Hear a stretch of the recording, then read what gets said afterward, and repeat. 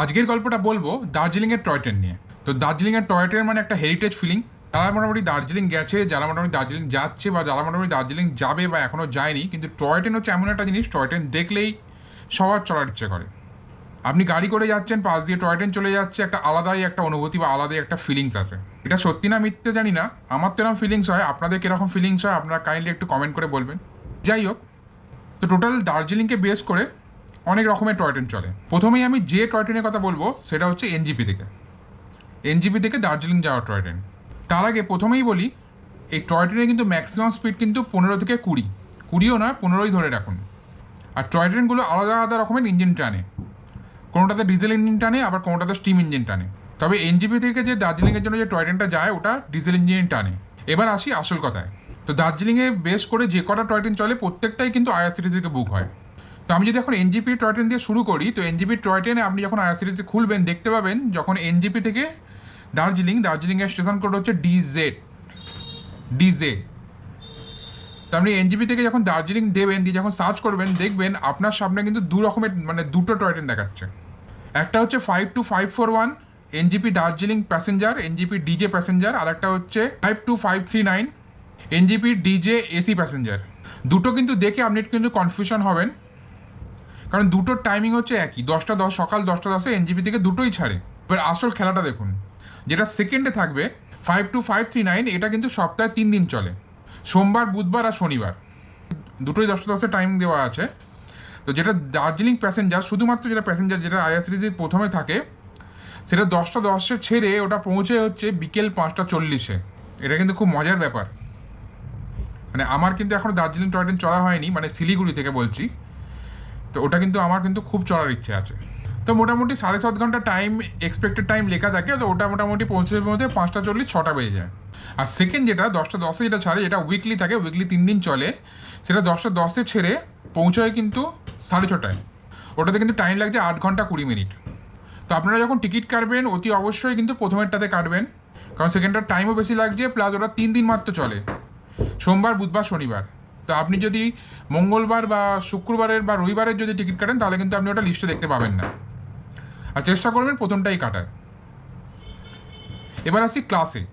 দুটো ক্লাস থাকে, একটা হচ্ছে ফার্স্ট ক্লাস, আর একটা হচ্ছে এসি ফার্স্ট ক্লাস। মানে একটা হচ্ছে নন এসি ফার্স্ট ক্লাস, জানলা খোলা, সুন্দর একদম, মানে ভিউ দেখতে দেখতে যাবেন মাথা গলিয়ে দিয়ে। আর একটা হচ্ছে এসি ফার্স্ট ক্লাস, যেটা একদম জানলা বন্ধ থাকবে, আপনি মাথা গলাতে পারবেন না, ভেতরে আরামসে বসে আপনাকে ভিউ দেখতে হবে। যদিও দরজা খোলা থাকে, ভিউ দেখতে হলে উঠে এসে দরজা দাঁড়িয়েও দেখতে পারেন। ভাড়ায় আসি, ভাড়া কত? তো এসি ফার্স্ট ক্লাসের ভাড়া হচ্ছে 1500 টাকা, আর নন এসি ফার্স্ট ক্লাসের ভাড়া হচ্ছে কত হবে বলুন তো? বলতে পারবেন কত? মাত্র 100 টাকা কম, 1400 টাকা। তো আপনাদের সুবিধা মতন যেটা ইচ্ছা আপনারা কাটতে পারেন। তবে যদি মাথা গলিয়ে ভিউ দেখতে হয় তবে অবশ্যই নন এসি কাটবেন, কারণ আমার মনে হয় নন এসিটাই বেশি মজাদার। এবার আসি কোথায় কোথায় দাঁড়ায়। তো মোটামুটি 12টা স্টপেজ আছে। তার মধ্যে নিউ জলপাইগুড়ি থেকে ছেড়ে শিলিগুড়ির পরে আছে হচ্ছে টুকনা, তারপরে আছে রংটন, তারপরে আছে তিনদারিয়া, তারপরে আছে হচ্ছে গয়াবাড়ি, তারপরে মহানদী, তারপরে হচ্ছে কার্শিয়াং, ঘুম, শেষে হচ্ছে দার্জিলিং। তো এই টয় ট্রেনে গেলে বেশি চিন্তা করার কিছু নেই। মোটামুটি আপনিও ইচ্ছে হলে একটু নেবে, একটু দৌড়ে নিতে পারেন টয় ট্রেনের সাথে। ধরুন আপনি কোথাও ভিউ দেখছেন, হঠাৎ করে পেছন দিকে টয় ট্রেন ছেড়ে চলে গেল, কোনো চিন্তা করবেন না, একদম আবার দৌড়ে উঠে পড়বে।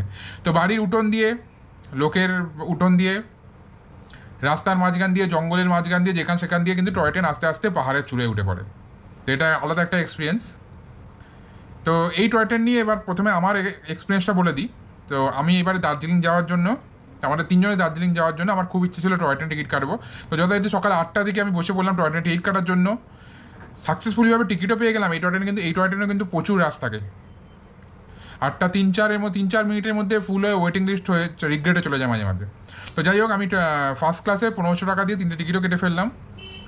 কিন্তু তারপরে আসল খেলাটা শুরু হলো। তার আগে আমি ভিডিও দেখিনি, কিন্তু তারপরে আলাদা ইউটিউবে সব ভিডিওগুলো দেখে যে বুঝলাম টয় ট্রেনটা আমি একা গেলে ঠিক আছে, বাট ফ্যামিলি নিয়ে গেলে, সঙ্গে লেডিস থাকলে, বাচ্চা থাকলে, এই টয় ট্রেনটাতে মানে এনজিপি থেকে দার্জিলিং টয় ট্রেনটাতে না যাওয়াই ভালো। তার কতগুলো কারণ আপনাদের বলছি। আপনি যদি সেম ডেতে জার্নি করেন, মানে ধরুন শিয়ালদা বা কলকাতা থেকে আপনি ট্রেনেতে যাচ্ছেন বা বাসেতে যাচ্ছেন, গিয়ে আপনি পরের দিন সকালবেলা আপনি ট্রেন থেকে এনজিপিতে নামলেন, নেমে যদি টয় ট্রেনটা ধরেন তাহলে সেটা করবেন না, বেটার গাড়িতে চলে যান। কারণ হচ্ছে এই টয় ট্রেনে কোনো টয়লেট নেই। তো আপনাকে যেটুকু ফ্রেশ হওয়া সেটা আপনার এনজিপি স্টেশনেই হতে হবে। আর এনজিপি মানে স্টেশনের বাথরুম তো আপনারা সবাই জানেন, আমরা যতটা চেষ্টা করি অ্যাভয়েড করার। প্লাস লেডিস বা বাচ্চাদের জন্য খুবই অস্বাস্থ্যকর পরিবেশের সৃষ্টি হয় সেটা একটা। তো যাই হোক, এই টয়লেটে কোনো টয়লেট নেই, কোনো ওয়াশরুম নেই। হয়তো স্টেশনগুলোতে দাঁড়াবে, ওখানেই হয়তো যদি ওয়াশরুম বা ওই টাইপের কোনো এমার্জেন্সি আছে ওখানেই মনে হয় কাজ সারতে হবে। আর খাওয়ার কথাই বলি, রাস্তায় যেতে যেতে এসে ট্রেনে এসে অর্ডার নিয়ে যায়, আর কোনো একটা স্টেশনে গিয়ে দাঁড়ায়, ওখানে ওরা খাওয়া সাপ্লাই করে, মানে মেনলি লাঞ্চটাই সাপ্লাই করে, বা ওখানে মোমো টোমো অনেক কিছুই পাওয়া যায়, সেখান থেকে আপনি খাবার নিয়ে নিতে পারবেন। প্লাস আপনি যদি যান সেখানে আপনি আগে থেকেই শুকনো খাবার, কেক, বিস্কিট, চিড়ে ভাজা এইগুলো নিয়েই উঠবেন, তাহলে সারা রাস্তায় আপনি বোর হবেন না।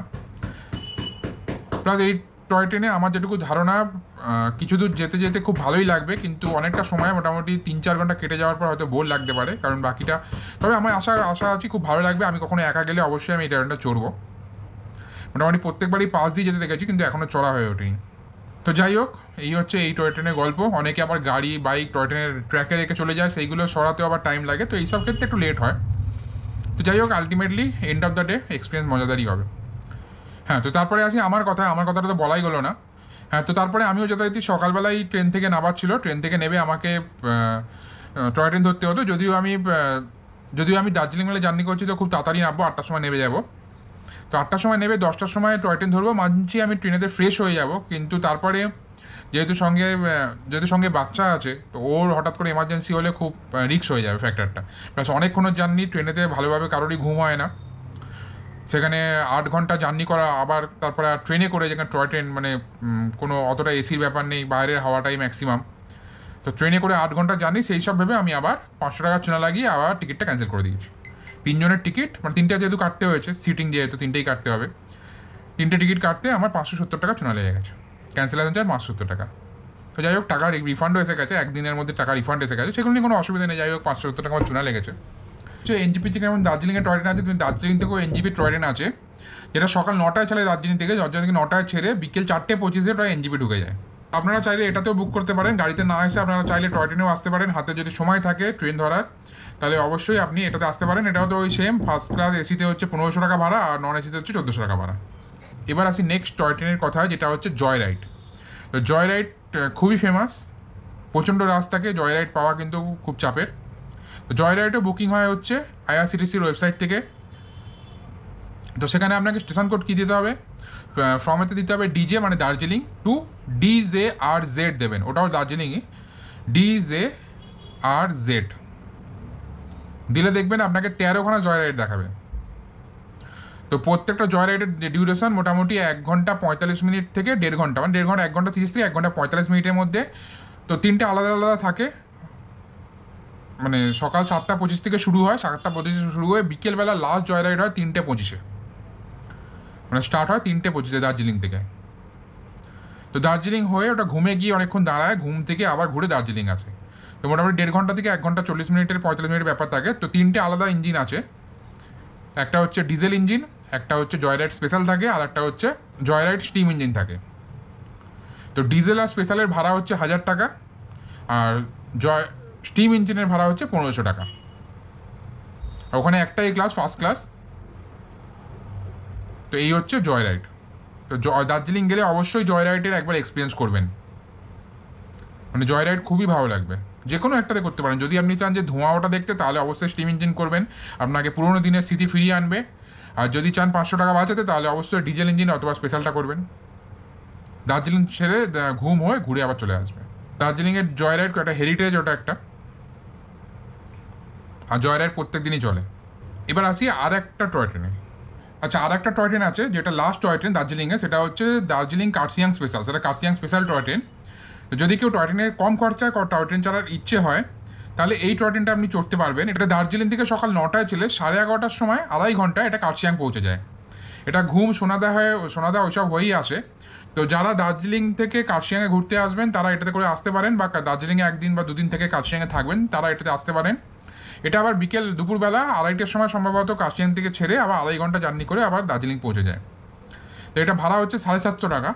আইআরসিটিসিতে দার্জিলিং টু কার্সিয়াং অথবা কার্সিয়াং টু দার্জিলিং দেবেন, এই ট্রেনটা দেখাবে। এটা সম্ভবত নন এসি, 750 টাকা ভাড়া, যেহেতু নন এসি।